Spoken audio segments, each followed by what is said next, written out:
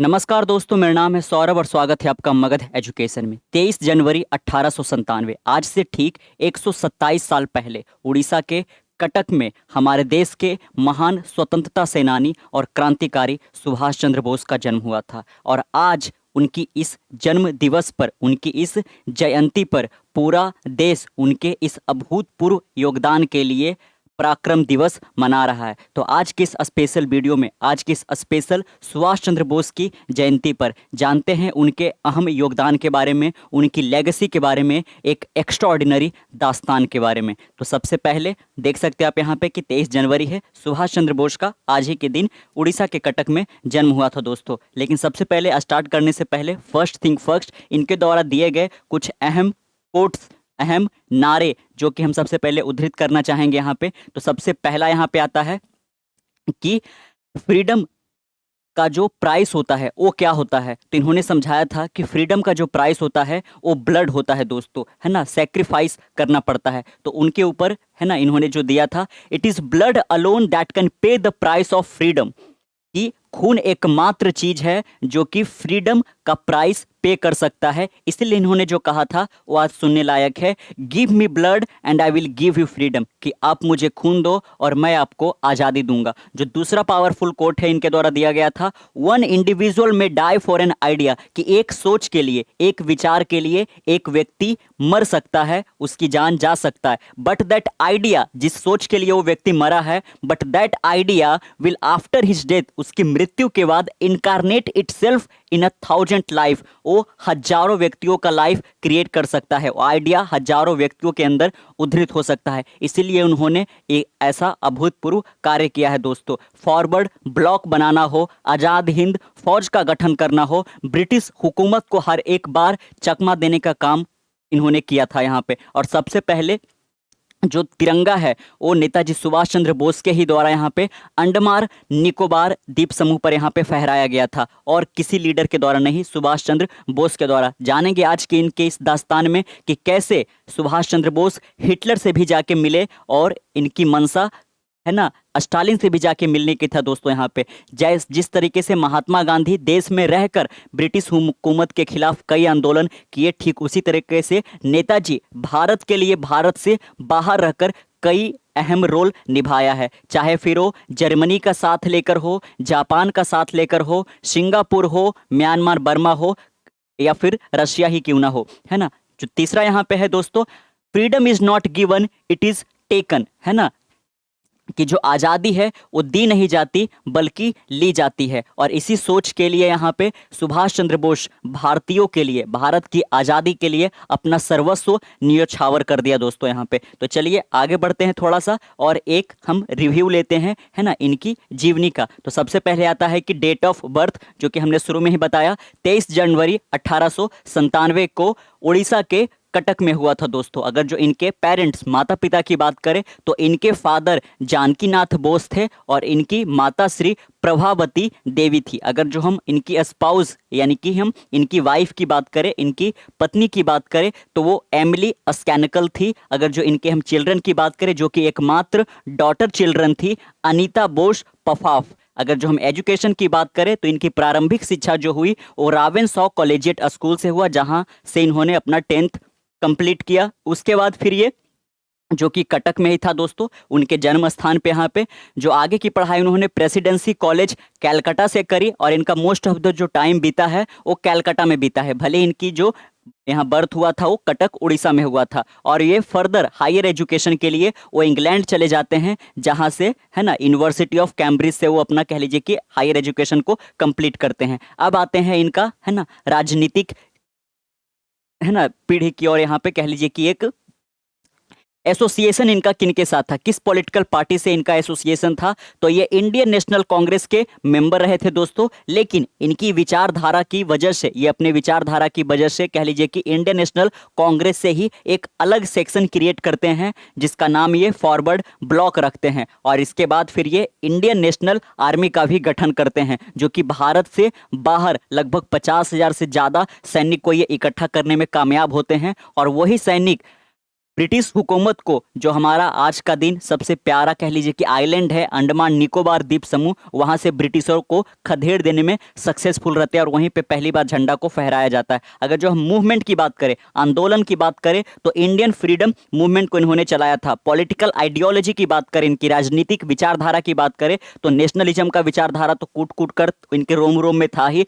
Communism की विचारधारा थी, फासिज्म इनक्लाइंड थे ये, है ना, और फासिज्म इनक्लाइंड होने की वजह से ही, लेफ्ट विंग विचारधारा होने की वजह से ही इंडियन नेशनल कांग्रेस से इनका मतभेद हो गया और इसके वजह से ये एक उसी का एक फैक्शन क्रिएट किया इन्होंने, जिसका नाम फॉरवर्ड ब्लॉक रखा था। अगर जो हम रिलीजियस बिलीफ्स की बात करें तो ये हिंदुइज्म में विश्वास करते थे। स्वामी विवेकानंद से ये काफी ज्यादा प्रभावित थे दोस्तों। चलिए आगे बढ़ते हैं यहाँ पे, और सबसे पहले हम इनकी फैमिली हिस्ट्री और अर्ली लाइफ की ओर यहाँ पे एक नज़र डालते हैं। लेकिन आपको गौर करना है कि सुभाष चंद्र बोस का जो यहाँ पे कह लीजिए कि मुख्य योगदान रहा है वो भारत से बाहर रहकर ही किया है, तो काफ़ी ज़्यादा मुश्किल भरा इनका कह लीजिए कि, है ना, दौर रहा है दोस्तों यहाँ पे। तो उसके ऊपर हम एक नज़र डालेंगे, जिसमें जो मुख्य कंट्री सम्मिलित होगा वो इंडिया से सबसे पहले जर्मनी जाते हैं, और कैसे वो जाते हैं, उनका जो जर्नी हो काफ़ी इंटरेस्टिंग है कि किस तरीके से उन्होंने अपना भेष बदल कर सबसे पहले वो अफगानिस्तान जाते हैं, उसके बाद कह लीजिए कि एक इटालियन बनकर, है ना, मतसुदा एक इटालियन बनकर वो कह लीजिए कि जर्मनी पहुंचते हैं। वहाँ इनको लग रहा था कि हमें हिटलर से कुछ सपोर्ट मिल पाएगा। इनकी मंशा था कि हिटलर और हम एक साथ मिलकर यहाँ पे भारत के जो ब्रिटिशर हुकूमत है उसको यहाँ पे कह लीजिए कि धकेल देने में सक्सेसफुल हो पाएंगे। लेकिन हिटलर इनका कह लीजिए कि इनकी विचारधारा से मैच नहीं करता है, लेकिन फिर भी ये जिस काम के लिए गए थे वो पूरा हो जाता है। फिर फर्दर उनको जब लगा कि जर्मनी से नहीं कुछ बन पाएगा तो जापान का रुख करते हैं। जापान काफ़ी ज़्यादा सुभाष चंद्र बोस की मदद करता है, और उसके बाद फिर वो सिंगापुर के ऊपर अटैक करता है जापान, जहाँ पे कह लीजिए कि ब्रिटिश आर्मी में बहुत सारे जो इंडियंस थे वही सम्मिलित थे, जो कि कह लीजिए कि यहाँ पे जापान के खिलाफ या एक्सिस पावर के खिलाफ लड़ाई लड़ रहे थे। वहाँ पे सिंगापुर को यहाँ पे कह लीजिए कि ब्रिटिश आर्मी को वहाँ से हराकर फाइनली जो वहाँ पे लोग थे उनको 12 प्रिजनर जिनको बनाया था वो अपने ये इंडियन नेशनल आर्मी में कह लीजिए कि मिला लेते हैं दोस्तों, है ना, जो कि एक पिवटल रोल प्ले करते हैं यहाँ पे। तो चलिए सबसे पहले यहाँ पे हम सबसे शुरुआत से ही बात करते हैं यहाँ पे, है ना। Netaji Subhash Chandra Bose was born on 23 जनवरी 1897 इन कटक उड़ीसा, है ना। तो आपने जान लिया कि इनके फादर कौन थे और इनकी मदर कौन थी, है ना। अब इनके फादर के बारे में बात करें तो his father was a successful lawyer in Cuttack, है ना। उड़ीसा के कटक में एक सक्सेसफुल लॉयर थे इनके पिताश्री, जिनका नाम जानकीनाथ बोस था, एंड रिसीव्ड, इनकी फादर की बात कर रहे हैं, received the title of Rai Bahadur. इनके पिता को फेमसली राय बहादुर के नाम से जाना जाता था। He did his schooling at the protestant European school presently stalwart high school in Cuttack, है ना। तो इन्होंने जो अपना प्राइमरी एजुकेशन लिया, जो हाई स्कूलिंग की, वो, है ना, इसी स्टेवर्ट हाई स्कूल जो कि आज भी कटक में है, उस वक्त इसका नाम था Protestant European school. Just like his sibling he did baccalaureate from the presidency college. He was influenced by the teaching of Swami Vivekananda.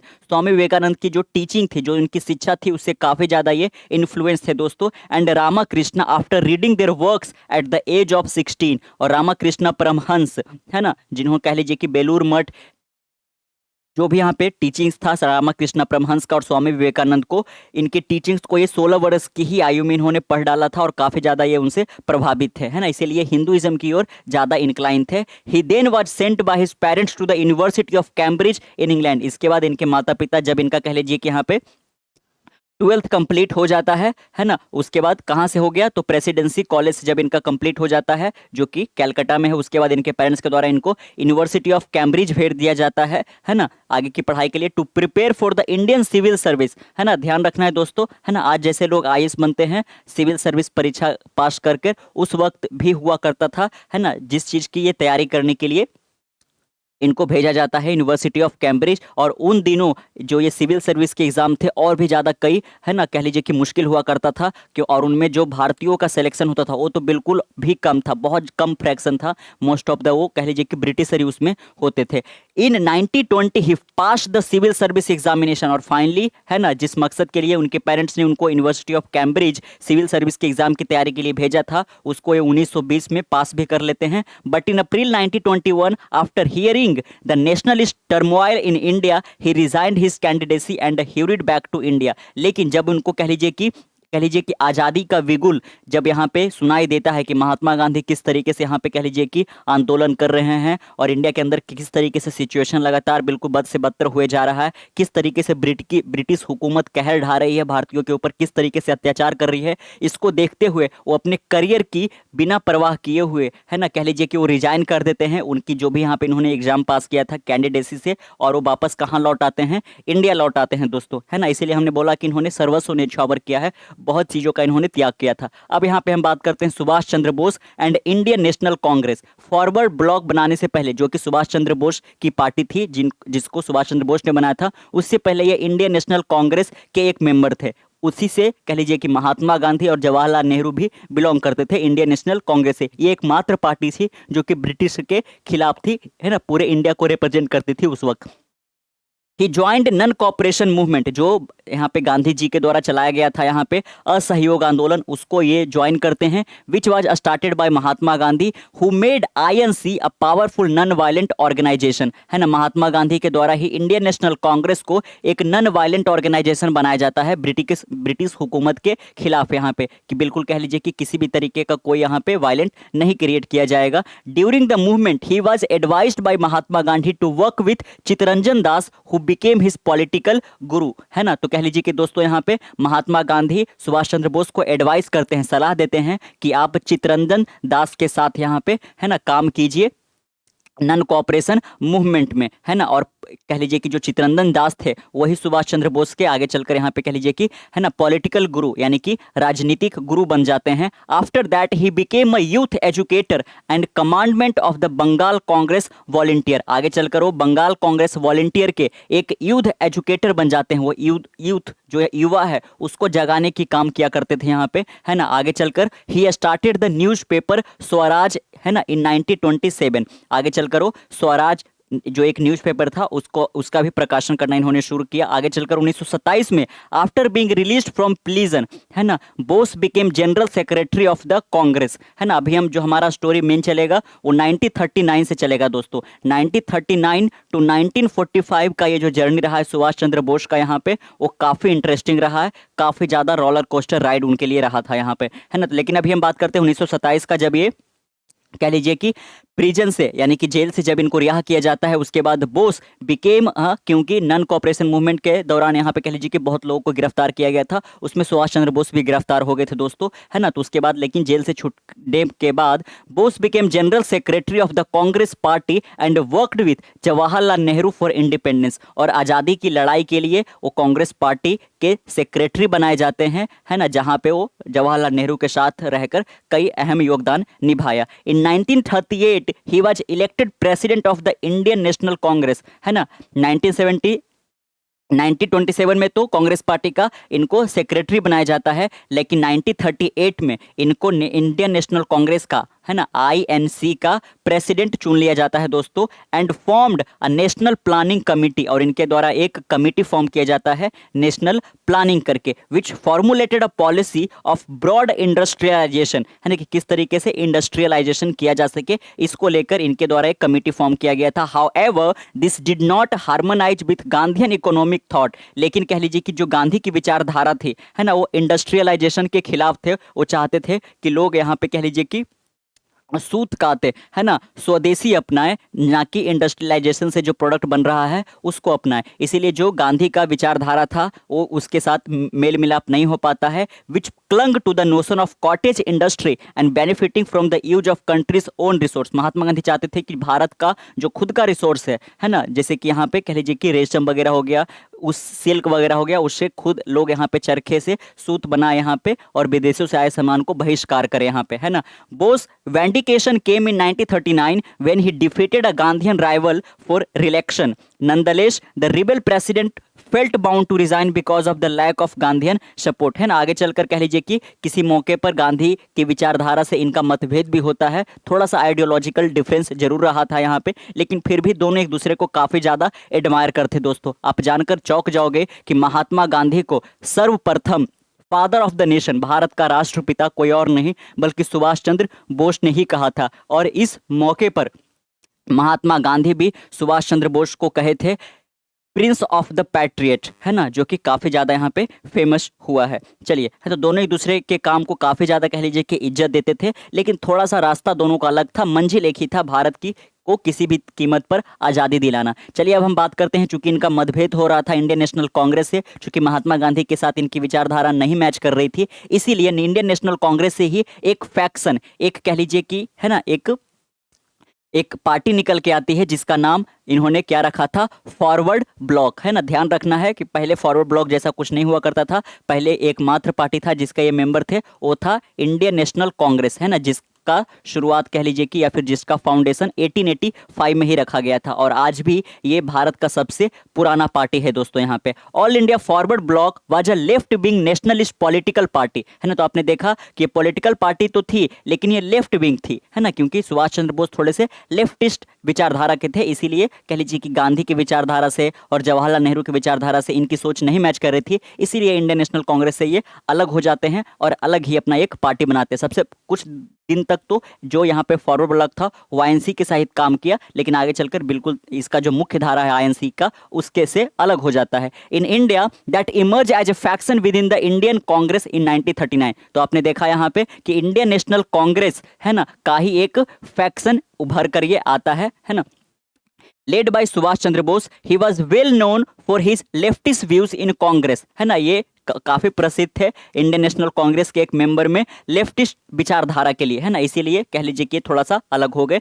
The prime objective of the forward block, ये काफी इंटरेस्टिंग है ना, कि इनके द्वारा जो पॉलिटिकल पार्टी फॉर्म किया गया फॉरवर्ड ब्लॉक का, इसका ऑब्जेक्टिव क्या था, इसका मोटिव क्या था, इसका मोटो क्या था, to bring all radical element of the Congress party, है ना, कि जितने भी रेडिकल एलिमेंट है कांग्रेस पार्टी का उसको इकट्ठा लाया जाए, सो दैट ताकि क्या हो सके, ही could spread the meaning of complete independence of India, है ना, ताकि जो भारत की आज़ादी का जो कंप्लीट मीनिंग है उसको स्प्रेड किया जा सके, और ये काम रेडिकल एलिमेंट के द्वारा ही यहाँ पे किया जा सकता है, so that he could spread the meaning of complete independence of India with adherence to the application of principle of equality and social justice, है ना, कि समानता हो और सामाजिक न्याय हो। इस विचारधारा के साथ इस प्रिंसिपल, इस मूल्यों का ही जो कह लीजिए कि विचार था वो किसका था, तो फॉरवर्ड ब्लॉक का था दोस्तों यहाँ पे, है ना। तो आगे अब बढ़ते हैं और सुभाष चंद्र बोस फिर इंडियन नेशनल आर्मी का भी गठन करते हैं, जिसको फेमसली आजाद हिंद फौज कहा जाता है दोस्तों यहाँ पे, है ना। ध्यान रखना है, an important development in the struggle for freedom during the second world war was the formation and activities of the Azad Hind Fauj. आखिरकार आजाद हिंद फौज का गठन क्यों इन्होंने किया, तो हुआ यूं था दोस्तों कि वर्ल्ड वॉर, है ना, सेकेंड छिड़ चुका था, और उसमें जो ब्रिटिशर थे वो इंडियन नेशनल कांग्रेस को बिना बताए वो भारत के बिहाफ में, जो कह लीजिए कि भारत के आर्मी थे उसको अपने तरफ से लड़ने के लिए, यानी कि ब्रिटिशर की ओर से लड़ने के लिए, किसके खिलाफ, तो एक्सिस पावर के खिलाफ, यानी कि जर्मनी और जापान के खिलाफ, वो कह लीजिए कि, है ना, साइन कर दिया जाता है, और इसके बारे में इंडियन नेशनल कांग्रेस को अवगत भी नहीं कराया जाता है। इसके वजह से हुआ क्या कि इंडियन नेशनल कांग्रेस के बहुत सारे जो मेंबर हैं वो इंडियन नेशनल कांग्रेस को छोड़कर चले जाते हैं, कि अगर जो हमारा कुछ यहाँ पे हमसे राय ही नहीं लिया गया ब्रिटिशर के द्वारा और अपने मनमानी चला रहे, तो हमें इस पार्टी में रहने की कोई ज़रूरत नहीं है, क्योंकि इस पार्टी की कोई अहमियत नहीं दी गई। इसके बाद यहाँ पे इनका जो फॉरवर्ड ब्लॉक था वो पूरी तरह से इंडियन नेशनल कांग्रेस से अलग हो जाता है, और इनकी विचारधारा थी कि हम एक आर्मी को क्रिएट करें जो कि ब्रिटिशर के खिलाफ यहाँ पे लड़ सके दोस्तों, है ना। और इसी आर्मी को और बड़ा करने के और मजबूत करने के लिए कह लीजिए कि, है ना, वो जर्मनी और जापान का भी यहाँ पे कह लीजिए कि सहयोग लेते हैं, और इसी सिलसिले में उनकी मुलाकात हिटलर से भी होती है ना। तो आपने देखा यहाँ पे कि सेकेंड वर्ल्ड वॉर का जब यहाँ पे फॉर्मेशन हुआ, यानी कि जब, है ना, द्वितीय विश्व युद्ध का बिगुल बजा, उसी वक्त यहाँ पे इन्होंने आज़ाद हिंद फौज का भी गठन किया, also known as the Indian national army. तो जब हम कभी इंडियन नेशनल आर्मी बोले या आज़ाद हिंद फौज बोले, आप एक ही समझिएगा, है ना। Ras Bihari Bose, an Indian revolutionary who had escaped from the India and had been living in Japan for many years, set up the Indian independence league with the support of Indian living in the countries of south east Asia, है ना। तो आप ध्यान रखिएगा कि जो यहाँ पे ये आज़ाद हिंद फौज था, है ना, इसको बड़ा आकार दिया जाता है भले ही सुभाष चंद्र बोस के द्वारा, लेकिन सबसे पहले जो फाउंडेशन स्टोन डाला गया था वो रास बिहारी बोस के द्वारा दिया जाता है, जो कि एक इंडिया के रिवोल्यूशनरी थे, who had escape from India, जो कि भारत के ब्रिटिश हुकूमत से भाग निकले थे, और वो वर्षों तक जापान में रह रहे थे दोस्तों, जहां पे उन्होंने इंडिया के इंडिपेंडेंस के लिए एक इंडियन इंडिपेंडेंस लीग का गठन किया था। किसके सपोर्ट से, तो जो इंडियंस, है ना, साउथ ईस्ट एशिया में रह रहे थे उन सबको इकट्ठा किया है ना जापान में, और एक इंडियन इंडिपेंडेंस लीग का गठन किया। When Japan defeated the British army and occupied almost all the country of south east Asia, है ना कि ब्रिटिशर की जो आर्मी थी है ना, और इसमें मोस्ट ऑफ द इंडियंस थे दोस्तों यहाँ पे, जो कि हमने बात किया कि सेकेंड वर्ल्ड वॉर में है ना इंडियन नेशनल कांग्रेस को बिना अवगत कराए बहुत सारे भारतीयों को ये ब्रिटिश आर्मी में इकट्ठा कर लेती है और वो सेकेंड वर्ल्ड वॉर में जर्मनी और जापान के खिलाफ इस्तेमाल करती है ना। लेकिन जब जापान ब्रिटिशर आर्मी को है ना साउथ ईस्ट एशिया में जितने भी कंट्री थे जिसको ब्रिटिशर्स ने कह लीजिए कि ऑक्यूपाई कर रखा था, जिसको अपना कॉलोनी बना रखा था, जब जापान ने वहाँ पे इनको डिफीट किया तब the league formed the Indian national army from among the Indian prisoner of war, है ना। तो कह लीजिए कि अब यहाँ पे आपको समझना है कि एक तरफ यहाँ पे जापान है और एक तरफ यहाँ पे ब्रिटिशर है, लेकिन है ना, और इन दोनों में क्या हो रहा है तो है ना वो युद्ध हो रहा था सेकेंड वर्ल्ड वॉर। तो ब्रिटिशर्स की जो यहाँ पे आर्मी थी उस आर्मी में मोस्ट ऑफ द कौन से दोस्तों तो इंडियन थे, लेकिन जब जापान ने साउथ ईस्ट एशिया के कंट्री में ब्रिटिशर्स को हराया तो वहाँ पे जो भी कह लीजिए कि है ना ब्रिटिशर की ओर से लड़ रहे थे उनको वॉर ऑफ प्रिजनर बोला गया, है ना इनको, यानी कि जिनको जेल में डाला गया, और उसमें बहुत सारे इंडियंस थे, इसीलिए ये लोग आसानी से रास बिहारी बोस के साथ हो गए और इससे ही यहाँ पे कह लीजिए कि इंडियन नेशनल आर्मी का फॉर्मेशन हुआ है। तो इंडियन नेशनल आर्मी में कौन लोग थे, अगर जो ये पूछा जाता है आपसे तो आपको क्या कहना है कि जो वॉर ऑफ प्रिजनर थे, है ना, जो प्रिजनर जेल में बंद किए गए थे जो कि ब्रिटिशर आर्मी की ओर से लड़ रहे थे जर्मनी और जापान के खिलाफ, और जब जापान साउथ ईस्ट एशिया में ब्रिटिशर को हराता है तो वही लोग इंडियन नेशनल आर्मी को ज्वाइन कर जाते हैं दोस्तों, है ना, with the aim of liberating India from British rule. और इनका एम क्या रहता है कि हम इंडिया को लिबरेट कर पाएं ब्रिटिशर रूल से। General Mohan Singh who had been an officer in the Indian national army played an important role in organizing this army. और इस आर्मी को इकट्ठा करने में है ना एक और नाम आता है जनरल मोहन सिंह, है ना, इन्होंने एक अहम रोल निभाया था दोस्तों यहाँ पे, है ना। आप देख सकते हैं कि इंडियन नेशनल आर्मी के ये जो फौज आपको दिख रहे हैं नेताजी सुभाष चंद्र बोस के दोनों साइड, ये एक समय पे वॉर ऑफ प्रिजनर थे दोस्तों यहाँ पे, यानी कि ब्रिटिशर आर्मी की ओर से जापान के खिलाफ लड़ाई लड़ रहे थे साउथ ईस्ट एशिया में, लेकिन जब जापान ब्रिटिशर आर्मी को हराता है यहाँ पे, है ना, तो इनको बंदी बना लिया जाता है, बाद में इनको रिहा करके इंडियन नेशनल आर्मी को ज्वाइन कर लिया जाता है और ये लोग सुभाष चंद्र बोस के यहाँ पे कह लीजिए एक तरीके से ढाल बन जाते हैं, है ना। चलिए, है ना, आगे देखते हैं। इन द मीन टाइम, उस वक्त और क्या हो रहा था, Subhash Chandra Bose had escaped from India in 1941। यहाँ पे एक मजेदार किस्सा आता है दोस्तों यहाँ पे, है ना, कि 1941 में सुभाष चंद्र बोस इंडिया से भाग निकलते हैं और इनके भाग निकलने का एक दिलचस्प किस्सा इस तरीके से आता है कि 1940 में सुभाष चंद्र बोस कैलकाटा के अंदर एक मार्च को लीड कर रहे थे दोस्तों, और उसी कारण से ब्रिटिशर हुकूमत, जो ब्रिटिश हुकूमत थी, इनको कह लीजिए कि अरेस्ट कर लेती है। लेकिन सुभाष चंद्र बोस जेल के सलाखों के भीतर बहुत दिन तक रहने वाले नहीं थे। जब इनको अरेस्ट किया जाता है तो सुभाष चंद्र बोस ने क्या कहा, है ना, कुछ इस तरीके से बोला था इन्होंने कि रिलीज मी और आई शैल रिफ्यूज टू लीव, या तो मुझे रिहा कर दो अदरवाइज मैं जीना ही छोड़ दूंगा। और इसके वजह से कह लीजिए कि ब्रिटिश हुकूमत पर, है ना, काफ़ी दबाव पड़ने लगा। इसके बाद ब्रिटिश हुकूमत ने इनको जेल से रिहा कर दिया और हाउस अरेस्ट पे डाल दिया कैलकाटा के अंदर, है ना, कि आप घर पे ही रहोगे लेकिन घर से बाहर नहीं निकलोगे। और होता क्या था दोस्तों यहाँ पे कि वो एक दिन यहाँ पे भेष बदल कर, है ना, वहाँ से वो निकल भागते हैं, एक इंश्योरेंस एजेंट का भेष वो बनाते हैं और वहाँ से भागकर सबसे पहले वो, है ना, पंजाब जाते हैं, पंजाब के, है ना, सबसे पहले तो झारखंड जाते हैं, झारखंड से वो पंजाब जाते हैं, पंजाब से फिर वो अफगानिस्तान जाते हैं, काबुल जाते हैं, वहाँ की एम्बेसी को कॉन्टैक्ट करते हैं, है ना। तो इस तरीके से इनका ये किस्सा रहा था, काफ़ी ज़्यादा इनको भेष बदलना पड़ा और इन्होंने अपने भतीजे को, है ना, ये कहा था कि अगर जो 3 से 4 दिन मेरे भागने का, यानी कि मेरे एब्सेंस का अगर जो उनको खबर नहीं मिलता है तो मुझे पकड़ना ब्रिटिशरों के लिए, है ना, कह लीजिए कि नामुमकिन सा हो जाएगा। और ये सही भी हुआ, ब्रिटिशर हुकूमत कभी भी, है ना, नेताजी सुभाष चंद्र बोस को पकड़ नहीं पाई जब से ये इंडिया छोड़कर यहाँ पे निकले, है ना। तो आपको ये ध्यान देना है दोस्तों यहाँ पे, है ना।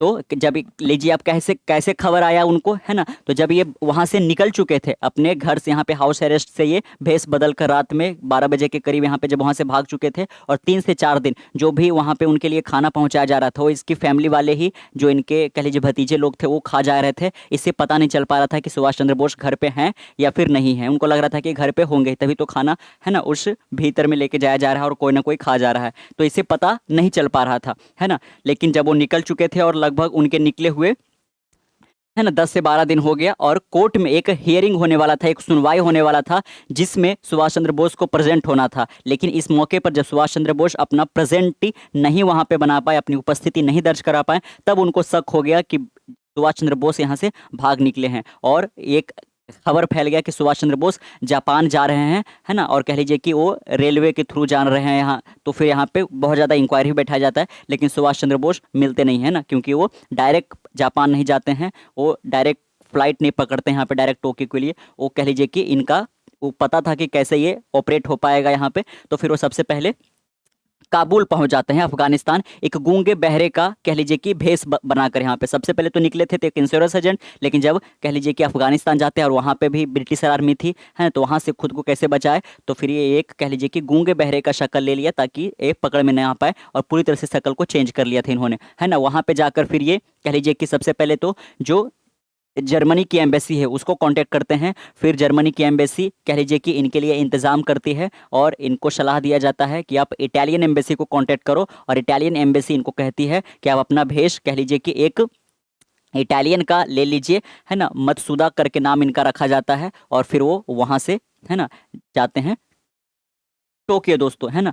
यानी कि पहले जर्मनी जाते हैं यहाँ पे, है ना, ध्यान रखिएगा। देख, Subhash Chandra Bose escape from India 1941 and gone to Germany to work for India's independence. Bharat की आज़ादी के लिए वो कहाँ चले जाते हैं, जर्मनी चले जाते हैं, क्योंकि इंडिया के अंदर रहते तो उनको फिर अरेस्ट पे ही रखना होता है यहाँ पे, और कह लीजिए उनको यहाँ पे बहुत ज़्यादा सपोर्ट भी नहीं दिख रहा था। इनकी इच्छा थी कि चूंकि ब्रिटिशर के खिलाफ जर्मनी भी और जापान भी इकट्ठे हैं, तो क्यों ना हम जर्मनी और जापान का भी सहायता ले ब्रिटिशर हुकूमत को यहाँ पे इंडिया से हटाने में। In 1943 he came to Singapore to lead the Indian independence league and rebuild the Indian national army to make it an effective instrument for the freedom of India, है ना। चलिए यहाँ पे थोड़ा सा यहाँ पे शॉर्ट में रखा गया है, तो एक किस्सा यहाँ पे जान लेते हैं कि किस तरीके से यहाँ पे। तो सबसे पहले तो काबुल के रास्ते कह लीजिए कि जर्मनी को पहुंच जाते हैं, है ना। जर्मनी का जो राजधानी है बर्लिन, वहां पे पहुंच जाते हैं, और वहां पे कह लीजिए कि इनका मुलाकात होता है हिटलर से भी। इनकी सोच क्या थी, इनकी ऑब्जेक्टिव क्या थी जर्मनी में, तो 3 काम करने का। सबसे पहले तो यहाँ पे कह लीजिए कि एक Indian government in exile setup करना, है ना, कि भारत की सरकार है लेकिन वो भी एग्जाइल में है, जो कि जर्मनी में इनका सेटअप करना था, और इसको एक पॉलिटिकल रिकॉग्निशन एक्सिस पावर की ओर से ये चाहते थे, जो कि हिटलर नहीं दे पाया था, है ना। लेकिन फिर भी वो कह लीजिए कि सपोर्ट थोड़ा बहुत तो किया ही। दूसरा इनका जो मकसद था दोस्तों यहाँ पे कि एक संचार तंत्र, एक रेडियो यहाँ पे डेवलप किया जाए, जो आज़ाद रेडियो ही कहलाएगा, है ना, इंडियन नेशनल रेडियो कहलाएगा, जिसके माध्यम से अपने विचारों को दुनिया के सामने, है ना, और ब्रिटिश हुकूमत की जो करतूते हैं उसको ये सामने रख पाते। तो ये इनका सोच था। और तीसरा जो सोच था कि एक आर्मी क्रिएट किया जाए, और ये तीनों मकसद में कह लीजिए कि 95-97% ये अचीव कर लेते हैं। लेकिन फिर भी बहुत ज़्यादा सपोर्ट हिटलर से नहीं मिल पाता है, क्योंकि हिटलर, है ना, प्रोपेगेंडा तो रन करता ही था, उसको ज़्यादा इंटरेस्ट वगैरह ऐसा होता नहीं था, और प्लस इंडियन को काफ़ी गलत निगाहों से देखता था, और उसका मानना था कि जो इंडिया है वो ब्रिटिश हुकूमत के अंडर में ही काफ़ी अच्छा है ना। और ब्रिटिश हुकूमत जिस तरीके से इंडिया के ऊपर कैप्चर कर रखा है, उसको कॉलोनी बना रखा है, वो उसको अच्छा लगता था, इसलिए बहुत ज़्यादा सपोर्ट वो नहीं दिखा पाया। इसलिए यहाँ पे फिर, है ना, तो समझ गए यहाँ पे कि जो ये यहाँ सुभाष चंद्र बोस है कि एक ट्रांजैक्शनल यहाँ पे कह लीजिए कि, है ना, समझौता हो रहा है। तो फिर वो वहाँ से निकलते हैं, और जो जर्मनी का इस बार भी रास्ता यहाँ पे काफ़ी मज़ेदार रहता है दोस्तों। यहाँ पे अभी भी चूंकि, है ना, अगर जो ये फ्लाइट वगैरह पकड़ते तो फिर से इनके पकड़ जाने का शौक था, क्योंकि ऑल आउट वार्निंग इनके खिलाफ ब्रिटिश हुकूमत जारी कर रखी थी कि, है ना, कहीं पे भी सुभाष चंद्र बोस अगर जो पकड़ जाते हैं तो उनको शॉट डाउन कर दिया जाए यहाँ पे। इसीलिए यहाँ पे ये पहले भारतीय बन जाते हैं जो कि पनडुब्बी से जर्मनी से ऑल द वे कहाँ जाते हैं, जापान जाते हैं दोस्तों। यहाँ पे, है ना, पनडुब्बी में चढ़ने वाले पहले भारतीय सुभाष चंद्र बोस जी थे, है ना, जो कि ब्रिटिश हुकूमत को चकमा देने के लिए वो पनडुब्बी का सहारा लेकर जापान पहुंच जाते हैं, जापान के टोक्यो पहुंचते हैं, और जापान की सरकार ने इनको फुल सपोर्ट दिया। और इसके बाद जब जापान ने सिंगापुर के ऊपर अटैक किया और वहां से ब्रिटिश आर्मी को कह लीजिए कि उखाड़ फेंका, तो वहां पे जितने भी वॉर ऑफ प्रिजनर थे सिंगापुर में, वो सुभाष चंद्र बोस के इंडियन नेशनल आर्मी को ज्वाइन कर जाते हैं, है ना।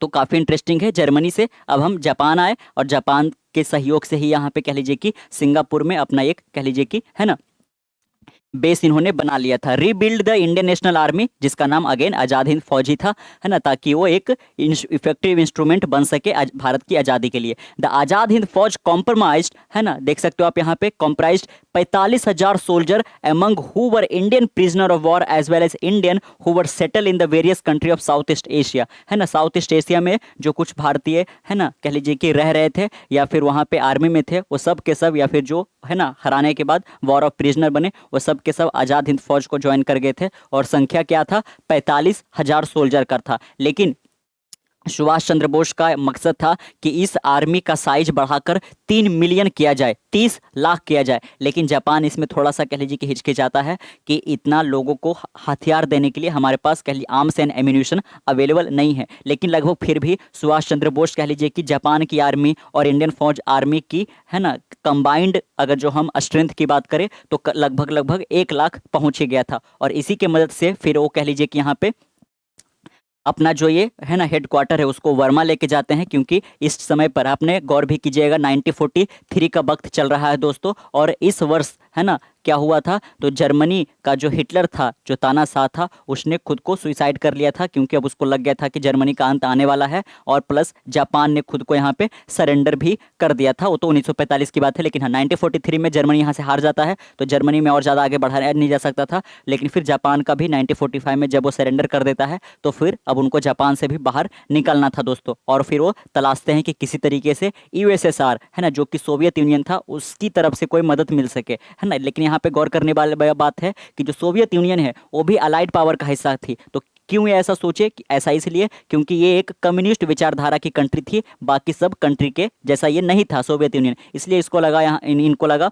कि ये सपोर्ट कर सकते हैं। तो फिर ये जा ही रहे थे कि उसी बीच आप जानिएगा कि इनका, है ना, एक प्लेन क्रैश में दर्दनाक मौत हो जाता है ना, जिसको आज भी हम कह लीजिए कि एक मजाक के रूप में लेते हैं कि वो आगे चलकर गुमनामी बाबा बन जाते हैं यहाँ पे, या फिर वो यूएसएसआर पहुंच गए थे, वहाँ पे बहुत ज़्यादा इनको टॉर्चर वगैरह किया जाता है, ये सब बातें, है ना।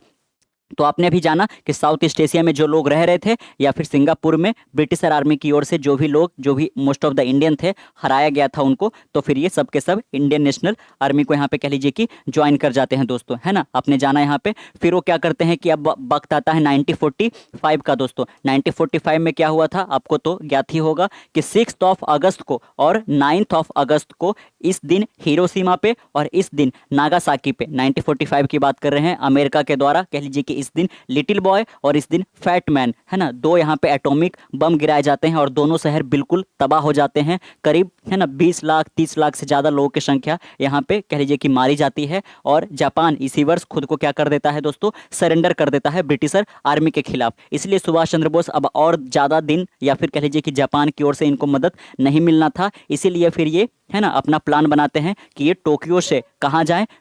तो इनको जाना था टोक्यो से यूएसएसआर जाना था दोस्तों यहाँ पे। लेकिन यूएसएसआर का कह लीजिए कि एक कॉलोनी बन रखा था चाइना में, मंचुका नाम से, वहाँ पे ये लैंड करने वाले थे।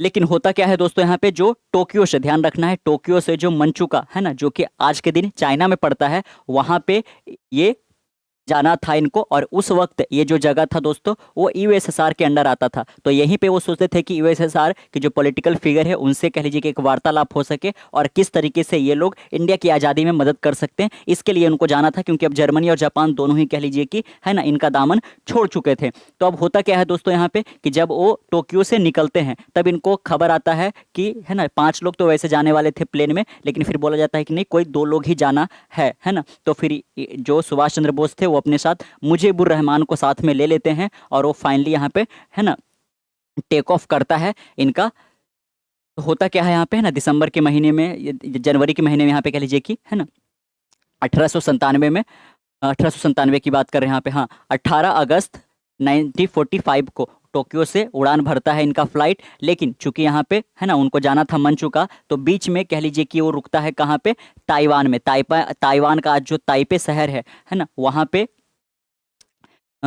पे ये लैंड करने ही वाला था कि उससे पहले इनका जो प्लेन है उसमें कह लीजिए कि कुछ माल फंक्शनिंग की वजह से एक बहुत बड़ा ब्लास्ट होता है और पूरी तरह से वो प्लेन बिल्कुल क्रैश कर जाता है। इस क्रैश को भी सुभाष चंद्र बोस कह लीजिए कि एक है ना मिराकुलसली सस्टेन कर जाते हैं, सर्वाइव कर जाते हैं। लेकिन सुभाष चंद्र बोस कह लीजिए कि जहाँ पे बैठे हुए थे बिल्कुल वो कह लीजिए कि जो फ्यूल टैंक है उसी के ऊपर बैठे हुए थे, तो जो उसमें गैसोलीन रहता है फ्यूल के तौर पे, वो उससे उनका शरीर पूरा लथपथ हो चुका था और पीछे वाला जो हिस्सा था पूरी तरह से तबाह हो चुका था। तो इनको ये केवल आगे वाले हिस्से से ही निकल सकते थे, लेकिन आगे वाले हिस्से से निकलने का मतलब था कि आगे वाला हिस्सा भी ऑलरेडी कह लीजिए कि पूरा आग के लपटों में आ चुका था। तो इनको आग से इनको एक अग्नि परीक्षा देते हुए उससे बाहर निकलना था, लेकिन चूंकि शरीर पे पूरा फ्यूल था इसकी वजह से इनका पूरा शरीर लगभग जल जाता है। मुजीबुर रहमान इनको पास के ताइवान के पास के हॉस्पिटल में लेके जाते हैं, वहां पे कुछ ही मिनटों में यहाँ पे कह लीजिए कि इनको मृत घोषित कर दिया जाता है। तो इस प्रकार 18 अगस्त 1945 में है ना अपना सर्वस्व निछावर कर देते हैं और ये प्लेन क्रैश में इंजरी सस्टेन तो कर जाते हैं, लेकिन वहां पे कह लीजिए कि इनका डेथ हो जाता है दोस्तों। लेकिन बहुत लोग आज है ना कह लीजिए कि इसको एक दूसरा एक दिशा देते हैं कि ऐसा नहीं हुआ था। वो फाइनली इनको कहाँ जाना था, आपको ध्यान रखना है कि कहाँ जा रहे थे। अब वो यूएसएसआर जाना चाह रहे थे है ना, लेकिन तो फिर इनको बोला जाता है कि नहीं वो यूएसएसआर पहुँच गए थे और वहाँ पे चूंकि वो अगेन अलाइड पावर का हिस्सा थी यूएसएसआर, तो वहाँ पे ब्रिटिश आर्मी को पता चल जाता है ना कि सुभाष चंद्र बोस इतने दिनों से क्या कर रहे थे वगैरह। तो इनके ऊपर फिर वो टॉर्चर करने के लिए इनको जेल में बंद कर दिया जाता है वगैरह। लेकिन फिर कुछ और लोगों का मानना है कि नहीं वो इंडिया वापस आ गए थे, अयोध्या के मंदिर में बहुत सालों तक रहा इन्होंने है ना, कुछ ऐसा ऐसा वगैरह बहुत सारी कहानियां प्रचलित हैं जो कि पूरी तरह से बेबुनियाद है। इसके ऊपर बहुत बार कमेटी भी बैठाया गया है ना, जिसमें एक ही रिजल्ट निकल कर आया है कि नहीं इनका प्लेन क्रैश में ही यहाँ पे डेथ हो गया था दोस्तों यहाँ पे है ना। क्योंकि विटनेस के तौर पे चूंकि और बहुत ज़्यादा कुछ बचा नहीं था, केवल वो मुजीबुर रहमान ही थे, तो उन्होंने ही पूरी इस कहानी को बताया था और वही सच्ची घटना भी थी। क्योंकि बाद में जितनी भी कमेटी बैठाई गई वो लोग जब कभी भी यहाँ पे कह लीजिए कि ताइवान वगैरह गए, उस हॉस्पिटल में गए जिस डॉक्टर ने इनको ट्रीट किया था और उसी वक्त इनकी मृत्यु हुई थी, तो उन्होंने भी ऐसा ही बोला कि हाँ हमने ट्रीट वगैरह किया था। तो गुमनामी बाबा वाला या फिर क्यूएसएसआर जाकर उनको बहुत ज़्यादा टॉर्चर हुआ उनके साथ, ये सारे तरह से पूरी तरह से बेबुनियाद है। बहुत सारी जो डॉक्यूमेंट है जो कि क्लासिफाइड थी, जो कि बहुत ज़्यादा कॉन्फिडेंशियल था, उसको डीक्लासिफाइड ऑलरेडी किया जा चुका है और उससे यही जाहिर होता है कि सुभाष चंद्र बोस का जो मृत्यु है, जिसको आज लोग अलग अलग एंगल देना चाहते हैं, ऐसा नहीं है बिल्कुल, वो प्लेन क्रैश में ही मारे जाते हैं दोस्तों है ना। तो भले ही वो भारत की आज़ादी की जो सुबह थी 15 अगस्त 1947 को नहीं देख पाते हैं, लेकिन इनका जो अहम योगदान है, इनका जो बलिदान है, वो भारतवर्ष अगले कई शताब्दियों तक याद रखेगा। और इसी के लिए आज हम पराक्रम दिवस मना रहे हैं, ताकि इनके योगदान को और इनके कार्यों को है ना इनको नमन करने के लिए याद कर सकें। तो कैसा लगा आपको ये जानकारी सुभाष चंद्र बोस का एक्स्ट्राऑर्डिनरी लेगेसी को जानकर, इनकी दास्तान को जाकर? कमेंट बॉक्स में जरूर हमारे साथ साझा कीजिएगा। मिलते हैं कल एक नई वीडियो के साथ, तब तक के लिए keep learning keep growing. This is Saurabh signing off. See you next one, bye bye.